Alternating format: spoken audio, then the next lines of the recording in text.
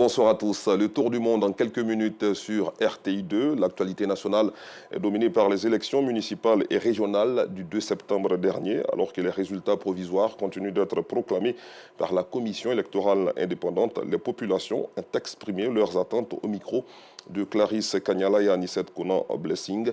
Dans l'élément qui vous sera proposé dans notre édition de 19h30, elle souhaite que les promesses faites durant la campagne soient tenues par les élus, dont certains ont été aussi interrogés par nos équipes.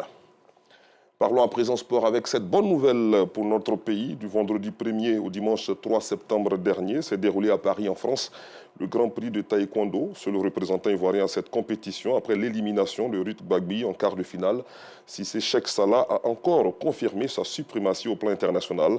Le numéro 1 mondial a décroché la médaille d'or dans la catégorie de plus de 87 kilos. Retour sur le continent pour dire que le régime militaire issu d'un coup d'État à Niamey a décidé de rouvrir ce lundi son espace aérien fermé depuis le 6 août dernier.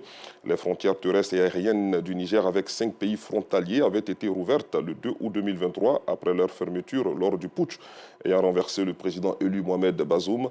Une décision prise par la junte au pouvoir en raison de la menace d'intervention qui se précisait à partir des pays voisins alors que des nations ouest-africaines opposées au coup d'État avaient envisagé d'utiliser la force pour rétablir le président déchu.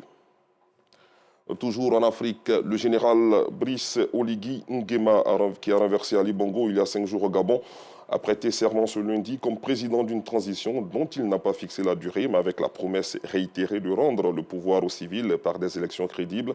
Les militaires avaient proclamé le 30 août dernier la fin du régime d'Ali Bongo, qui dirigeait le pays depuis 14 ans, moins d'une heure après la proclamation de sa réélection lors d'un scrutin contesté.